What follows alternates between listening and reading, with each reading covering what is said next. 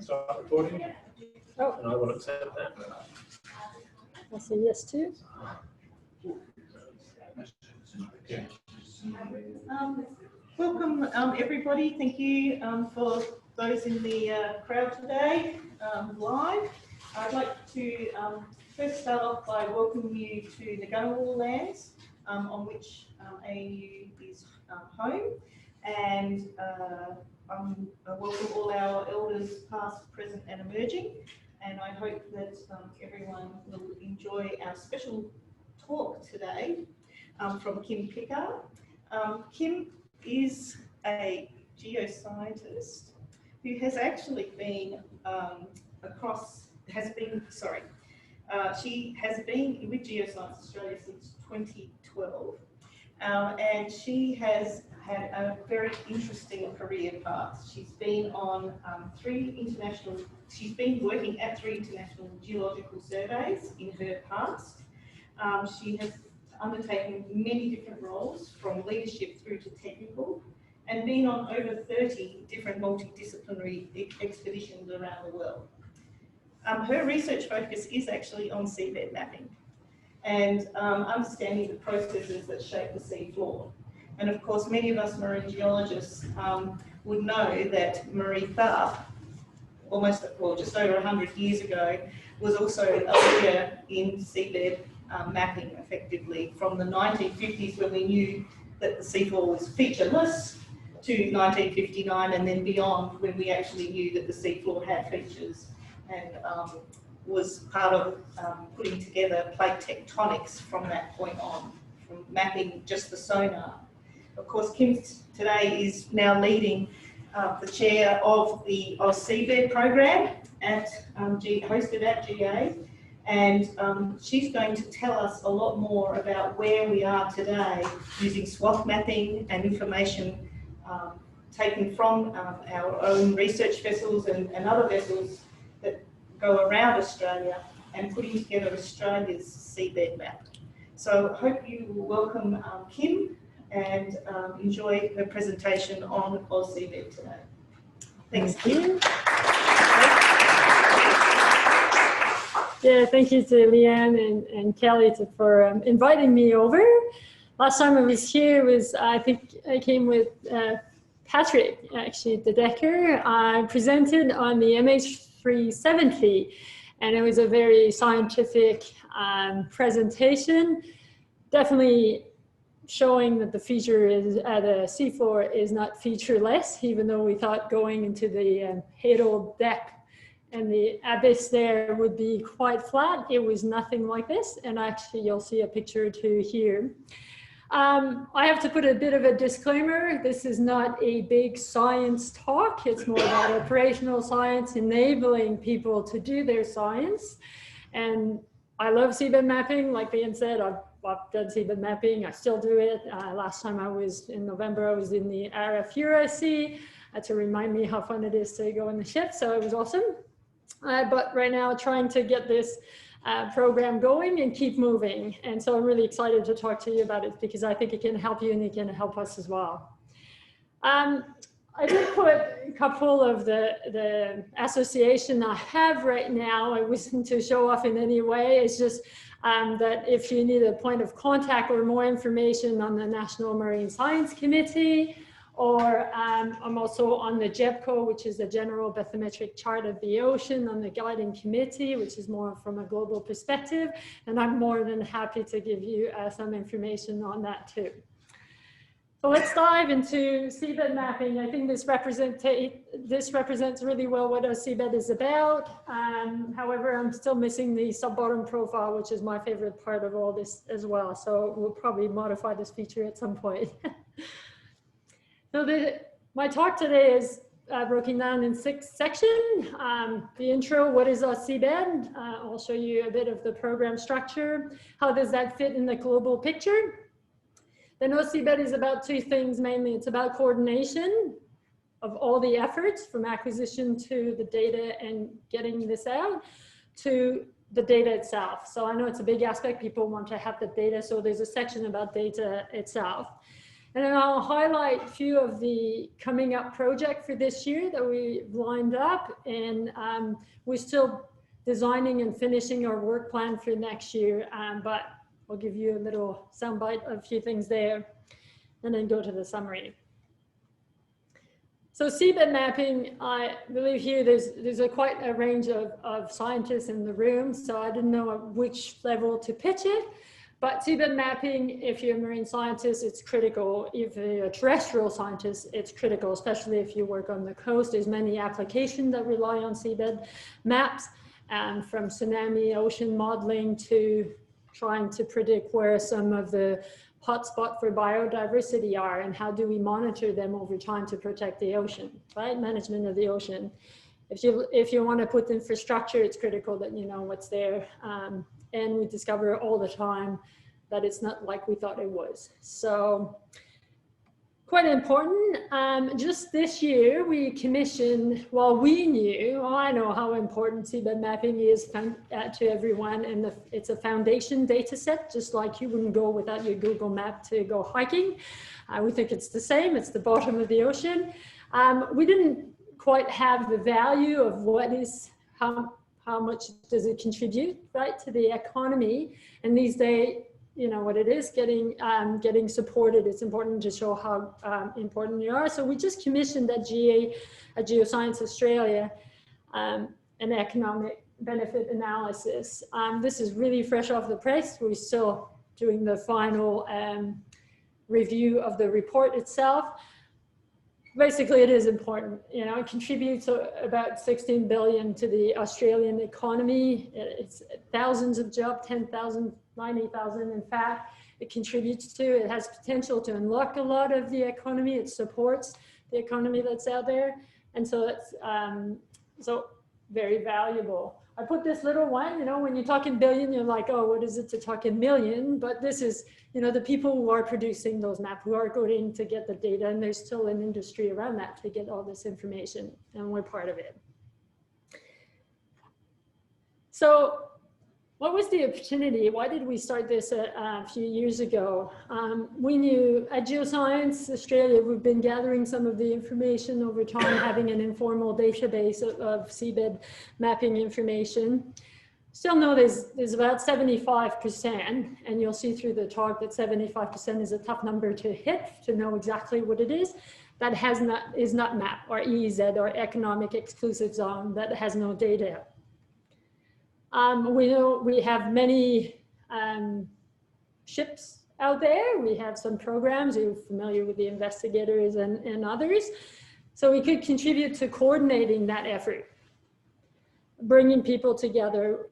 Data, when I don't know if you've tried to get some bathymetry data in the past, you spend a lot of time, you probably pull your hair because it's hard to, is it clean? It's not clean, it's a different datum, it's a mess.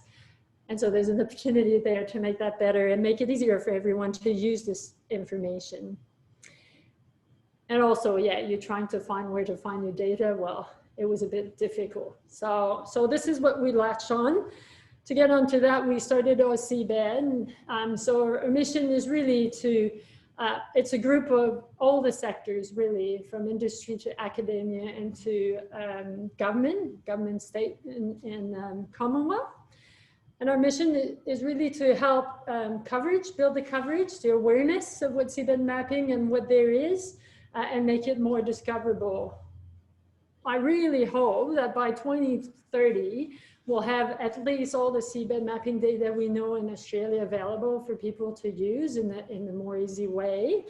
And also, I like to think that when we're going to collect data, we're going to think about the neighbors, right? What do they want? And we do a lot of it. It's more and more common, but yeah, we want to make it accessible, everything. So AusSeabed is really focused around 5 products or data type. It's bathymetry, it's backscatter, it's subbottom profile. We also look at multi-beam water column. While water column is used for fisheries and single beam sonars that collect that data, the multi-beam, it's still on the fringe. It's still trying to, okay, how do we use this massive amount of information that we collect? And finally, the sediment samples. So last year, we went to the community and then we asked, okay, what is AusSeabed to you? What is the benefit of AusSeabed and what it could be for you in the future? And it was clear that bringing that community, we all like to be part of a community, whether it's at home or at school, we gain a lot from it. So that was the most valued thing that they saw currently last year, is that knowledge exchange. But it was clear that if it wasn't moving towards the data, that's the benefit, getting this information out. It wasn't, we were not, you know, we're not going to deliver what the expectations are.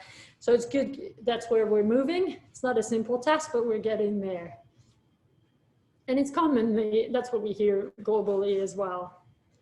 So AusSeabed, while it's quite a young program, 3 years or less, I'd like to think it's quite also mature in how it's developed over those 3 years. We have a good governance for it. You can find the strategic plan online. We have an executive board made of the five Commonwealth entity that has a marine business to do, and they see the value there. And then we have a steering committee to steer what the program should be in the next year or so. It's great because we thought the executive board we wanted to get a foundation. It's not exclusive, you know, it's inclusive, but at the moment we wanted, and with the Commonwealth, we felt that that foundation would be there. And we've only finally managed to get a collaborative head arrangement amongst those entities, which is fabulous. That means they're committed. That means we're looking at longer term movement there. And in the steering committee, we have all representation. If you are part of the community already, you will have seen that ask you to vote on the committee. So whether there's an academic position and then there's the international position and all the sectors. So we make sure that the views are there, and also from an end user and a user representation, as well as the people who acquire the data. So it's quite diverse. So if I look at AusSeabed in 5 steps, really, you'll hear those words a fair bit through the talk, but we start with the coordination, you know, when you go and survey and getting people in the right space. We're talking about developing the quality assurance tools and the guideline, the best practice. We all know how important it is so that we can compare things as we move along. Processing data, I don't know if you've waited for bathymetry data, but you've probably waited a long time, right? It's hard, it's something, it's not just a sheet. So we're trying to make it more efficient. It's about storing and storing it smartly so that it can be used in the future fastly in the way you like to compute, you know, HPC, high performance computing, so you can get and then discover it. So that's the 5 pieces that I'll kind of touch base along the way here. So this is the evolution of AusSeabed. The seed was planted in 2016 when we said, all right, let's understand where should we map next. And then that's where we had trying to look at a government priority map. And then, but it took until 2018 to actually set the structure and really get going with having the steering committee in place. Last year, even though it was COVID, yeah, some of us didn't go in the field. Most of us didn't go in the field, although there was one boat around Australia that kept mapping, which was fantastic. It got stuck here, and it was the Schmidt Institute, the Falkor, and so it collected data. So in 2020, we actually supported a lot of the Falkor. We made sure we could map, we could produce this data and send it out, and you can access, which is fantastic. We've obviously gone to a webinar series, so you've seen online, we get a good follow there and trying to promote the information that we produce and that the community produces. And then just in these last 6 months, yeah, I guess it is June, yeah. I'm really excited, you'll hear that in the last part of the talk, is we were successful in landing an Australian Research Data Common grant to move a project which was really end user focused. It was a platform. So I'll tell you a little bit more at the end there. And yeah, a few tools that I'll keep talking a bit later. So trying to be dynamic here, how does AusSeabed fit in this big picture? You know, it's one ocean. It's not just our It's not just the Australian Ocean here. So we're in the decade, the UN Decade of Ocean Science. Not sure if you've been exposed yet to it, but it started this year. It runs all the way to 2030. It's got a lot of challenges. There's 10 challenges under that decade. Seabed mapping contributes to at least 4 of those more directly, and those are the ones you see on here. So if you're interested, there's a lot going on about the UN Decade of Ocean Science or starting to happen in Australia. I'm more than happy to talk about this after, but I'm not going to go down that path at the moment. So it's a saying that we've heard many times, and it makes us seabed mapper a little sad, is that Mars or Venus are better mapped than our planet and our ocean floor. It's clear, all of Mars is mapped at 100 meter or pretty much almost all of it. And then for us, we're talking about, I don't know, again, the percent is hard, but 10, 20% at best. So it's a long way to go.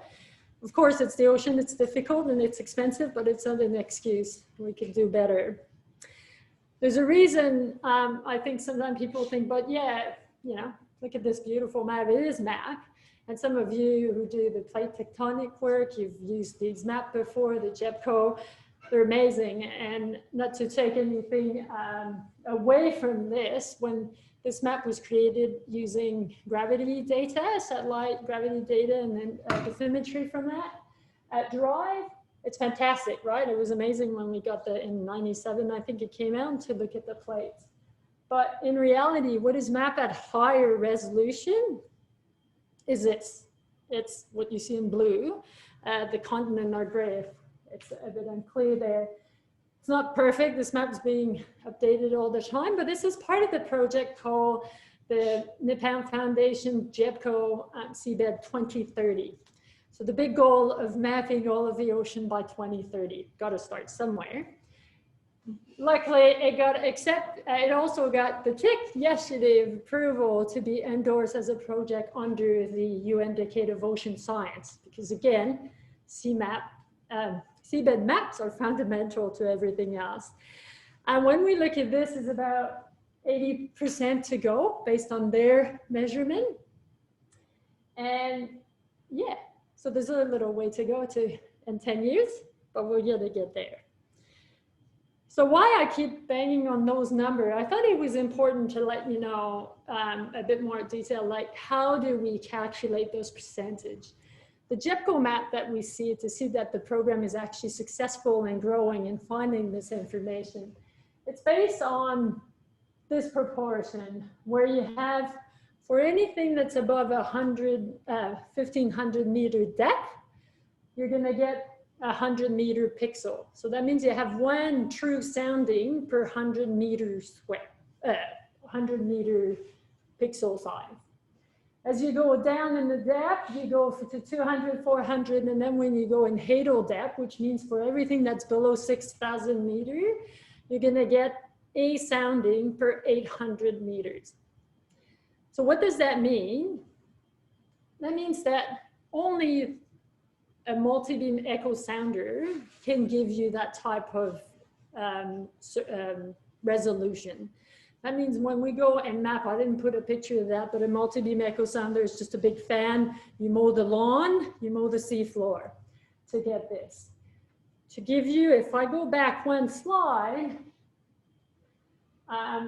just an idea, all that is in black, and particularly if you look in the Indian Ocean, Southern Ocean, the least map ocean everywhere, you have 1 sounding per 10 or 15 kilometer, right? So you know that that's why it looks flat, because it's 1 sounding, right? So we get, you know, it's a bit of a way to go yet. But then also, it depends on the application, right? So this is how they said, that's how we're measuring, but this is what you're gonna get. Are you gonna be happy for doing what you wanna do?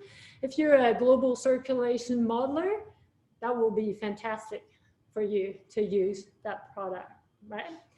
If you're gonna go and do biology and biodiversity monitoring, where you need to know that things are changing, you're going to need a much higher resolution.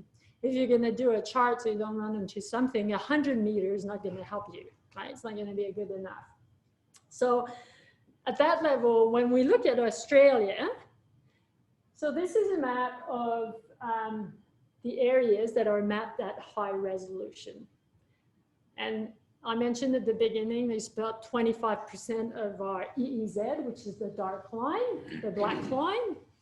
And the dark blues are what's mapped, the dark blue and the yellow, basically, it's what we know there's high resolution data on.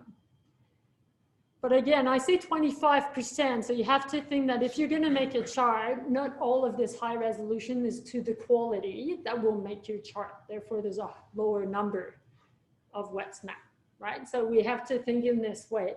And so every time I try to put a number out, not everyone is happy, but the point is, like, we need to grow and we need to know what we have in our hands. And that's what we're trying to achieve here. So we're achieving that with coordination. So I did mention those are 4 of the initiatives that you'd be mostly aware of. And if you know, I'll tell you more. Excitingly, we're going to get a new icebreaker going down to Antarctica, fully equipped, which is fantastic. So it may take more people. I know many of you want to get down there, so hopefully you get the chance on the next one. There's the program, the HIP. That's probably the least familiar to you, but you need to know about it if you work in the ocean. Is the Hydroscheme Industry Partnership Program. It got funded, it's through defense. And it's the Australian Hydrographic Office has now got funding to map all of the ocean to a chart standard. All of the ocean, of course, they go by priority, but they go at high resolution, right? And what they do, these guys want to know also, they want to help us as well. They don't want to map just for the chart because we know what a chart looks like. They want to make sure that they could collect other things at the same time. So that's where we coordinate, and then you'll learn a lot more through this talk of how you can use that. Those were, I just mentioned 4. I didn't mention all the other national stuff that happens. There's obviously a lot of state initiative. It's fantastic, like things are moving, and that's what we keep talking about together. But we also had the international assets. So I mentioned about the Schmidt Ocean Institute, the Falkor you see there. This is what they did, the tracks they did and around, and map. Basically, they got stuck in Queensland. Great, they mapped a lot of the GBR, and we know how important the GBR is to Australia. So it was a fantastic effort. And it was not just, obviously, lots of people made that happening. So enjoy those few pictures, because this is probably the only pictures of the seafloor you're going to see in the talk, even though I talk about it all the time. So these are all it's mainly in the coral sea there. So you've got the continental shelf in the slope area, lots of slumping material there, and then you have all the griot and then the coral around some of the coral platforms there. So lots of data. There's a lot more than this, obviously. So in terms of coordination, AusSeabed built a tool that we connect to the portal. That tool has 3 functions. It's for people to put their survey plan. You're going to go somewhere, put it in there ahead of time, even though if it's not perfect, it's to tell people where you're going to go, right? So people know you can fill it up. And then what you see on the portal is it live. You see people expressing what's going to happen in the year or what's going to happen in 2 months. And so others can go and say, oh, I need to talk to this person. I need to do more, right? It's not just about who you know. It's you can get more people. You can know more here. The second one is about, again, a priority area. So that was the seed that was planted that got all of AusSeabed going in the way. So it's where it was Commonwealth entity see the highest priority to map. And we're trying to use this to inform, okay, well, let's go here or there. You can see what we're doing into this next year is we're going to greatly expand that. It's not just Commonwealth, it's going to be everyone to tell where are their priority areas so that over time we can make the HIP program can use it, right? So what you'll see is the community that's interested in there, it's going to be asked to enter that information in there so we can move forward. And the last one, again, mentioned the HIP. The HIP takes requests. You can go and fill and say, I want this little area because I'm doing alternate energy area. I want some wave information here, and they will consider it in their next program or next year plan. So if you want to know more about the HIP, you can go on the Australian Hydrographic Office website. You can see the areas, looks like they're working in the north. There's actually a fair bit of area there. It is also on the AusSeabed website. You can see the upcoming surveys. The hydro scheme, which is their plan, that's what they call, is on there. So to highly recommend or tell people about it. We want them to be flooded with places to go. Otherwise they'll decide. In terms of data, so now I guess my assumption is that you guys will want to access this information. And so I really want to tell you what you can expect and what not to expect in the way, what's coming. So the way we're trying to assemble this data is we can do it just in one spot. It's not Geoscience Australia, it's everyone. So we're really working from the idea that we have a distributed data hub. Most people are doing that now. It's not that easy, to make sure you're connected. It's not just a web mapping service that we're pushing out. We need to be able to go to the source data to rework it all out all the time. So that's the picture we're trying to put some tools on top of it so that it makes life easier. And then pushing it up through a portal, which the little video is working well now. You see, this is where we thought it was flat, and we would find the MH370, and it was nowhere near flat. And obviously, we didn't find it. So, but it's amazing geology. Story for later. You guys would be maybe familiar with the AODN, or the Australian Ocean Data Network. Again, we're working with them, connecting. We want to make it a real Australian Ocean Data Network. And I think that's where this community is going with them. So you've seen that map already. So what there is and what can you access? I think that's the important point. Most people will go and then see, this is all the data that exists. What doesn't mean it exists for you to take out. You know who has it. Doesn't mean it's already available and it's been standardized, but you can always request it. In there, there's what was exciting last year is Geoscience Australia had an inventory of about 500 surveys or polygon. And then once we collated, we made a bit of an effort to put everyone together. Now, no, there's at least that we know now, over 3,000 surveys and data information held by different people. Try to say who they are. If they're downloadable somewhere, you can find that into that layer map. The yellow is what's published. It's not totally current, that yellow one, but it's what we published through AusSeabed and have reviewed to meet standard and have the metadata with. So that's less than 100. And then I just said there's 3,000, and I know there's a lot more than this. So you see there's a way to go, and it's getting that effort going that will make it happen faster and getting the right tool. So just if you go to the website, don't expect that everything is blue is available for you to download straight from there, but it's either coming or someone has it and you can find that.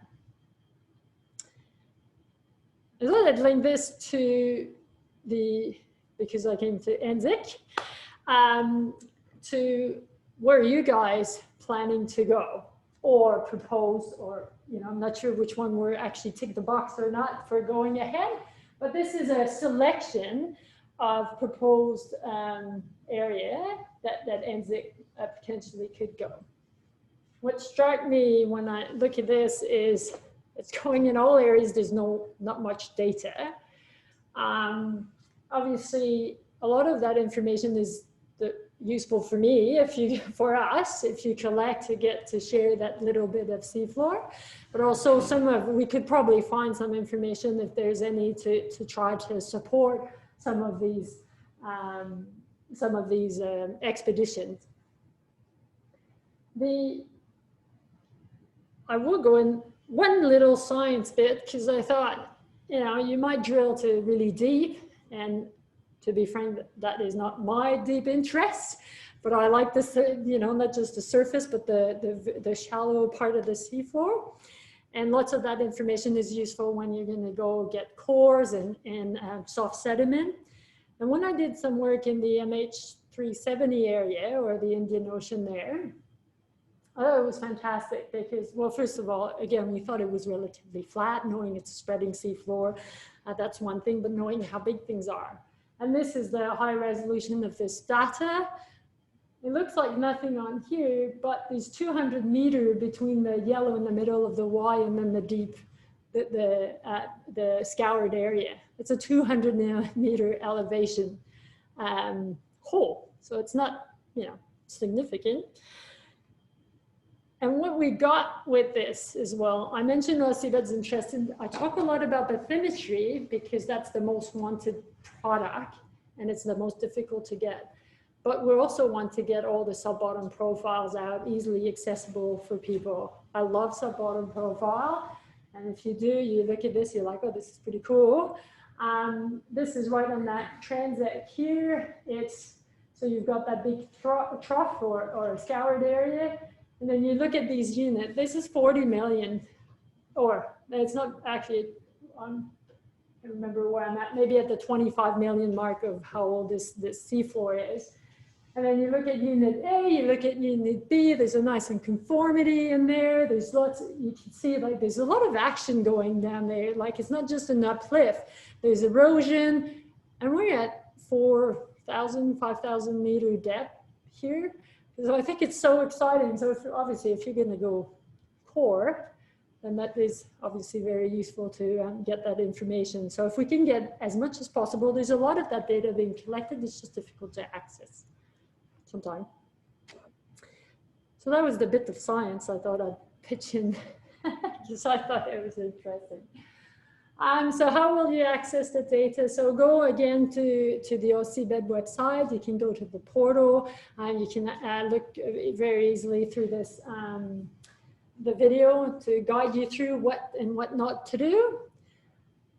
One of the point I put that in there because it's a bit of a disclaimer and just making sure, obviously scientific data is not for navigation, and that is an important fact we need to keep reiterating because obviously we leave that to the hydrographic office. And there's always a fine balance between making the data available and keeping it for so long in until it's perfect. So we made some choices in pushing data. And so some of the data still has some artifacts. And you can see some of those are due to, you know, someone's collecting data and not watching the sonar, and then you get a few bad pings and you might find that. So the data is there. Interestingly, when we've done this in the past, I might have gone in the paper saying they found a new city on the seafloor, you know, there's something weird, so we have to be careful. But I think it's important to share earlier than too late, really, because it helps someone in general. So on the portal, if you go, this is the new data that you can access from, I say new, but that's the 2020 lot. And up to today, and that's available at the moment that you can access. You can see all of the fall core surveys up here. You've got the CSRO, which is nice with the Marine National Facility. We have now connected with them. They're a contributing hub, we call them, because someone can contribute data by just managing their own and connecting in, or they could just provide data and someone manages it like Geoscience Australia. But in this case now, CSRO is responsible to deliver the data and put them in the bucket or the data lake if you're a big data user there. So there's a fair few bits that have come out. The hardest thing for me, I would say, and for us as a program lead, is managing expectation.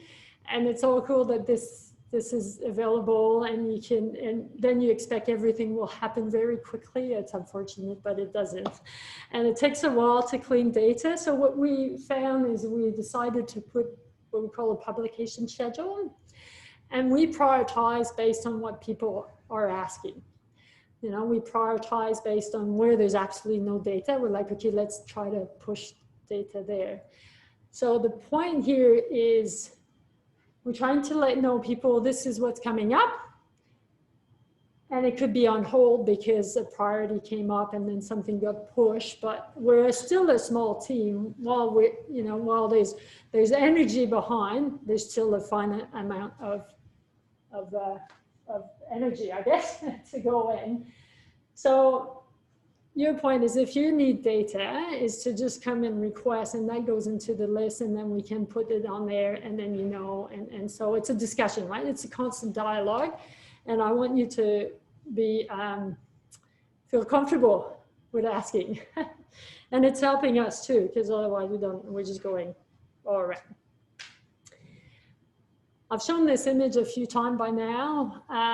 I think one of the points I mentioned at the beginning is it's about how do we process data more efficiently so it can go out more efficiently. What we tried last year with the file core, it was great, is it's not that easy to push this big data set from ship to shore. Good thing we work with Google. The Schmidt Institute is owned by Google. So we managed to push the data and have some people processing in the office as well as processing on the ship. And we really pushed that information over so that we develop a more efficient processing workflows and system. We're still developing more automation to get it out. But that was a good test. We got this data out within, I don't want to lie, like in less than a month after survey finished. And for anyone who works in this business, getting data out in 6 months is good normally. So, you know, there's just like going. So I think we're getting there. We're increasing the pace. And people who don't have access to a ship and wants to do like you guys PhDs and whatever research, and it's accessible. And everyone think, I need to say this because we're all about open data and open technology. It's always interesting. There's always this decision-making process, I suppose, between sharing too early and then publishing. I would say if I was in Europe, that's one thing, but when you're in Australia, it's not everyone is there waiting on the data to publish on it, right? Like, so don't think you need to have like 4 years before you share it, before you have that first. Sometimes innovation and many things come out of that are actually not related to what your project was on. So I'd like to push some of the thinking in that aspect in terms of sharing only at the end of everything or before. So that was about the symmetry. Again, I know I mentioned about the other products. So if you go, I know you need data that's different than just bathymetry or the topography of the seafloor there. You can access, there's obviously some layers that you can navigate around that are more, what do we call them? Base map, base information. But Geoscience Australia does a lot of geomorphology, mapping the shape of the seafloor and all. So that data it's getting pushed. There's a bit of a project on that, trying to get the community to push geomorphology faster and that information into a more automated way. So that's going out.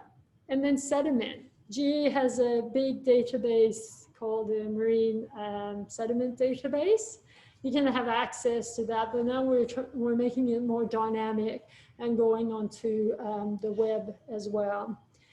All these programs we're pushing, you know, as geologists, we like the mud, and we're pushing some of those programs like the HIP and to collect and send us the sample so we can grow that database more effectively. So there's a partnership here. Everything takes time and analysis power. So GA is doing that with whoever wants to contribute, really. And so it's all standardized and you can get your grains. I'll go in, when you go to the portal, there's some basic analytics tool that you can use. So for instance, on this sediment database, you can go in, you can draw some polygons or extend and get some basic statistics out, like the sand, mud, gravel content. You can get you know, does this region, what's the distribution of the mud content related to the depth or whatever. And what's the name of that ternary diagram? That's yeah, so you can use those. There's, so I mentioned, you know, to be able to get the data, you need to have some standards, and you need to, and that starts from your acquisition. And so AusSeabed started, this was one of the first things we got together, is the technical people to try to put a minimum standard on how we go collect data and try to push. It's all good to go. Multi-beam is not simple, but trying to push the field of saying, okay, let's do this at a minimum. And so there's some guidelines that we have developed. We've developed them in conjunction, well, just the second revision, we partner with the National Environmental Science Program, the NESP. And these guys have a bunch of different best practice that they've developed for different type, either sediment or how to, what was it, survey sampling, underwater video. So there's already many of those best practice developed, and they all develop in contribution with, in partnership with others. So it's not one person dictating. So I'd encourage you to go there. If you have to share data, there's also how to, but if you're also collecting, you should consider the guideline as well. This is part of, we published those guidelines also on the global effort, which is the ocean best practice. There's, if you know, when normally you do journals and manuscript, well, that goes into a journal, but best practice have always been hard. And so many of us are trying to do them, but we can't share. So there's a platform to share and try to harvest that information to help it. You know, it doesn't count the same way as a manuscript, but it's important because it helps to everything else. So I recommend, if you're looking for something and you're not aware of that website, there's definitely a lot of best practice there.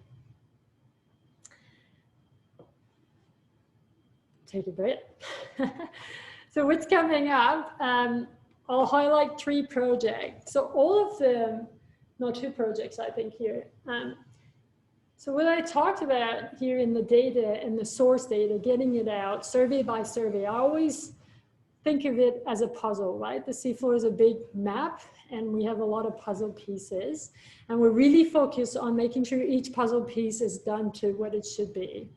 But then when you go out, you want a compilation, you want an area, you want a seabed map of not just, you know, something that's just in the orange. It takes into account many data set that have come through, and how do we put them together so you, the user, can just get it and be happy and not have to do tons of things.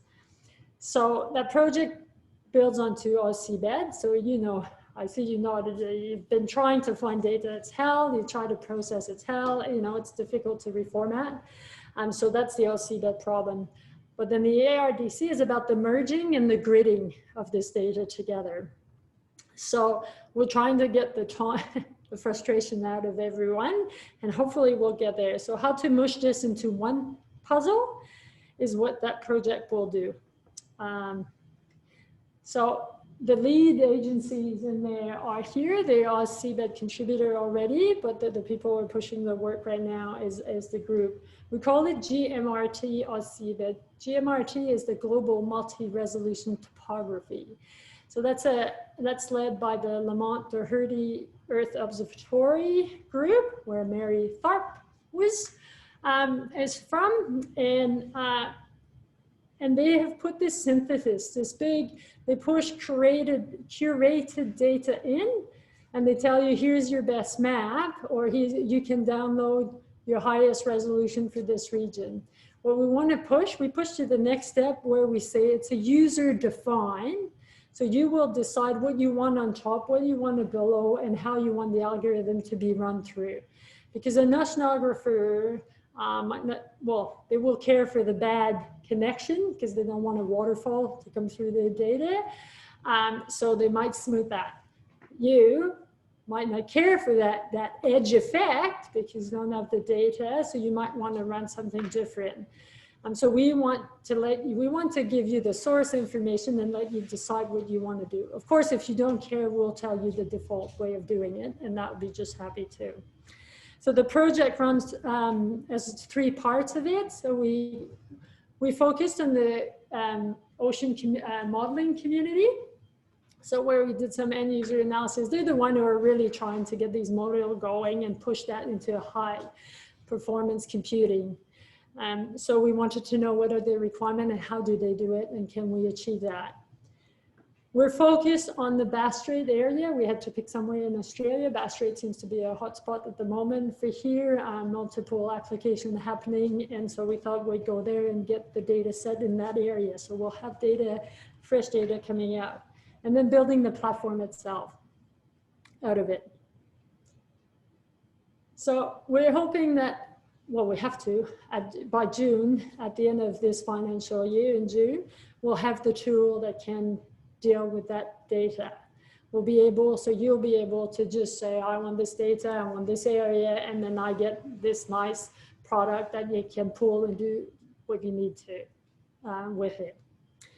Obviously, we're gonna be hitting milestones along the way. So if you're interested, yeah, there's a few links there that you can access. I'd also recommend that if you do work in the space of, you need that data, well, bathymetry data right now. Yes, you can go to AusSeabed, but because you guys have reached outside of the AusSeabed areas of interest, the GMRT as exists right now, there's a lot of information and there's a lot of good data, and you can already pull some data from there. So I'd invite you to go there. In the meantime, the other one is, again, I kept telling you about how to access data. So portal, right now, we did in the last 6 months, we did a bit of discussion. You know, there's frustration too, right? You go to a portal, it's never what you quite want. And so we had a bit of discussion with people. We came out with a series of improvements that we could do. And because AusSeabed is about that community effort, now we're asking the community to prioritize, where do we go, right? Not where do we go, but what do you want to do for improvement? So right now, if you go to the website, there is a survey where you can, you know, it's not a super exciting survey, but it's a survey where you can decide, I want this, I don't want that, and that will make me happy and my life easier. So that's what we're proposing to do. So that will guide what will be developed in the next year in terms of portal accessibility, or it's not about data, it's just about how you function on functions on the portal.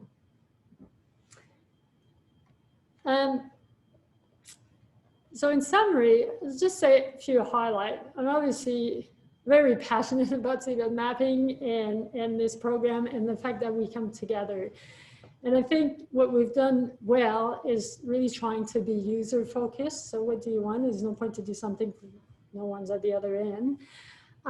We've been trying to find data. I say it's not easy to collate that information, to connect people together, to make them agree to connect.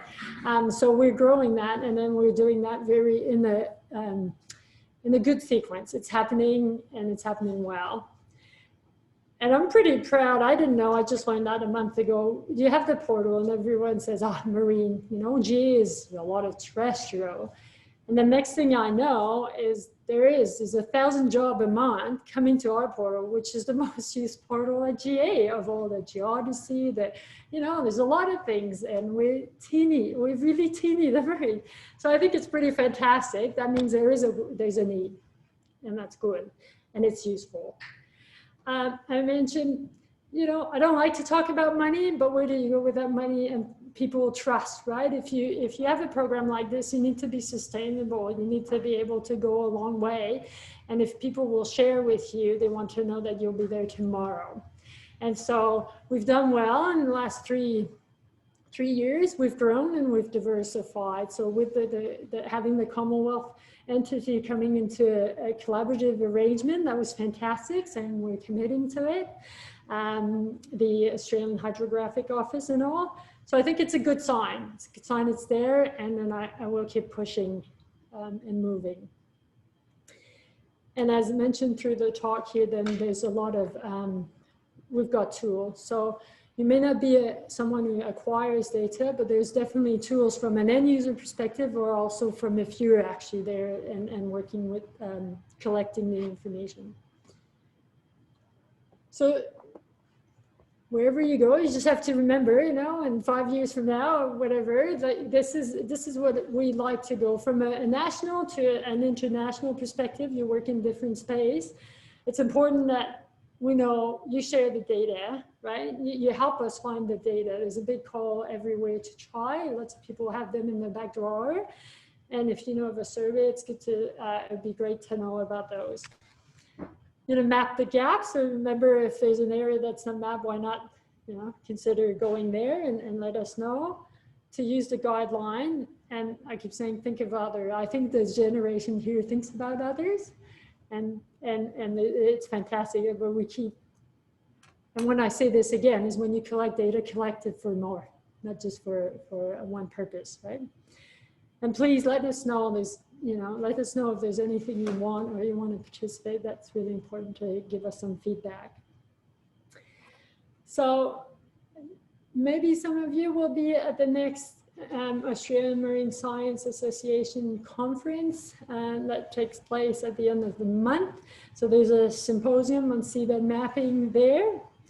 And we're going to have our AusSeabed workshop through July and August. This is where we'll expose some of the project we want, and we really value the input. So we'll say, this is what we're planning to do. Do you have any feedback? One of the projects I didn't say, but we're going to venture into trying to get the 3D, the bathymetry out of all the 3D seismic that exists around Australia, and that would be in partnership. And I think that's pretty exciting. It's big areas that could fill some gaps, in fact. So yeah, we want to expose some of those projects and get your, what do you think about them? So that will be in July and August. Yeah, go to the website. We try to keep it dynamic, and all of it is on there. And there's a newsletter. So the newsletter you can join. You just get an email every 2 months, and then you get information. So I thought that was a cool video we used a while back. Again, it's collecting data, right? What if there's some effort about crowdsourced bathymetry, which means it's the ships that are going around. They get a logger on their boat and they collect the bathymetry and they ship it to us or to the international groups. And I think we can do better. It's a bit thin here, but you know, that was just an example of the data. So this is what I had to say about AusSeabed for today. And obviously I just, you know, there's a lot going on and it keeps moving. So yeah, be happy to answer any question or talk later. Thanks.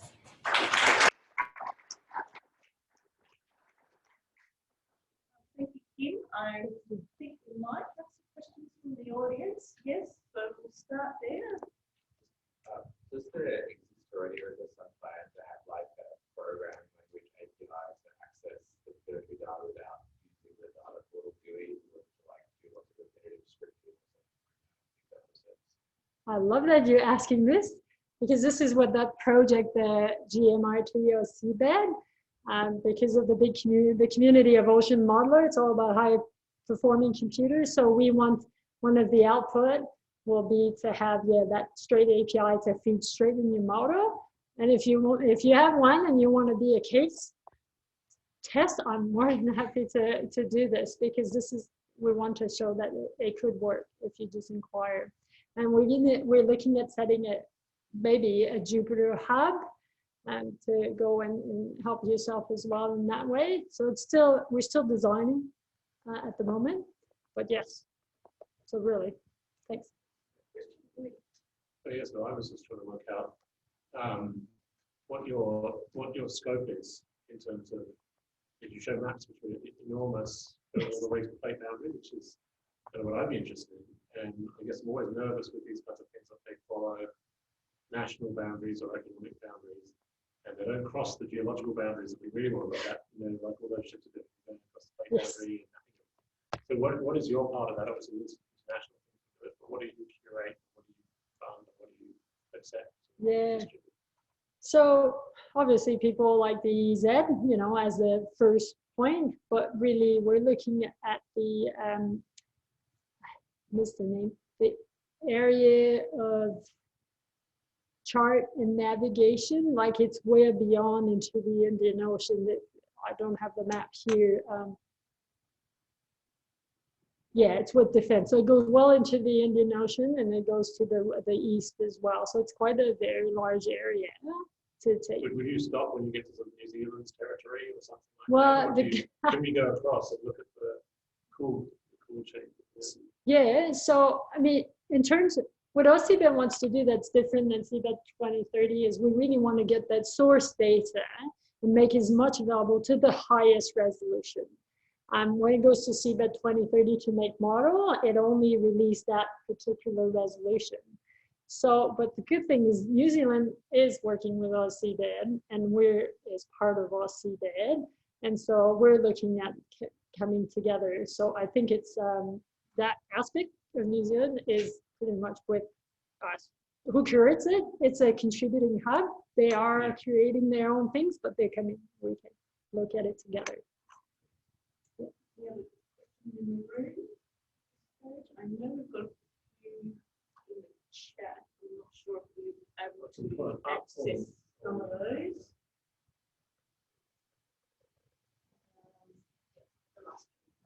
Okay, so copy the link. We've got that. Okay, and can you talk a little bit about what procedures you have in place to check the data integrity? Check someone's say. Some of this is there already. Yes, that's a good question. So that's in progress right now. We have what we call a QA tool. Sorry, it's coming out. We're able to look at, from the QA perspective, look at the quality of the data and report on it. We don't think a point is always good for someone, right? So we don't want to dictate that for you. It's not good unless we really know it's, you know, it's kelp or something. But in terms of data integrity, that's the same. That QA tool is going into our system to look at the integrity, the checksum, and yeah, we're building on that, and we have a process for it. It's still in the building phase, but yeah, we're getting there. Dollar amount invested. Well, that's a sliding scale. It's a bit hard.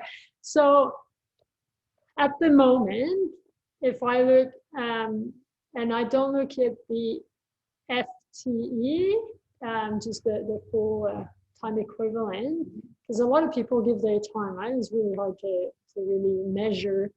But our estimate is around 2 million. If you look from the full cost, that's about that. And that gives us just about 12 FTE or so in terms of moving forward. So I'd say that's about. I would say that's minimum cost. That when is. you think about all the other organisations and getting the ships out there, and there's, I mean, it's very hard to put a number on that. But clearly, your recent return on investment is probably the best way of looking at how much is actually being put into where this is going. Yeah, we don't, so I don't account for acquisition, like that's another bucket of money, and this is really about trying to coordinate, building the tool, getting the data in. And I think to be comfortable, we're still a bit short, and yeah. The project spread out internationally, I guess that's the 2030 is the big one, really. Yeah, so that's good. Yeah, there's a Seabed 2030 in terms of it's all the nation coming together. Each nation are doing, well, Seabed is, I think other than the United States, is quite different, which is nice. In terms of methodology, one of all of our pet peeves is duplication of effort, right? So there is, through JEPCO, we're trying to stop, you know, I process, Europe is processing the same data, and then the States are processing the data, and we're storing it in all those places, and yet they're all in the cloud. So that is actually, we're trying to move this forward. Yeah, so it's quite exciting. Yeah, collection, yeah, protocols can give you a lot of different collection protocol, but in general, bathymetry is, Standard. we're a bit organized. Yeah. And of course, there's the website with the procedures, well, the standard procedures that you That's- recommend. Yeah, and then if you Yeah. go international, we can go to JEPCO and yeah. So I want to thank you very much for since we've run out of questions for your time today, and especially having that sort of bent and look at how our IOGP or ANZIC people might be able to look at working with AusSeabed in terms of, and I think the most valuable part is just knowing that HIPS is actually available for us to actually now put in our requests to have something mapped, and I think that that's actually really crucial, and we'll certainly get that out to our community, that this is something that's ready to be, apply to them to get, survey work done potentially that will help actually get ships out there and get better data collected. And I think that that's a really valuable outcome just having you speak today for us. Yeah, I was told by the AHO, make sure, and it's part of the uptake, right? Yeah. If people don't also flood them, they'll be happy. I'll tell you when the hose stop. Well, again, thank you very much for your time today. Excellent talk, and I think a lot of us have a much better idea of what AusSeabed's doing and where it's heading, and actually that you're there for us to use you and help you develop further. So thank you for your time today.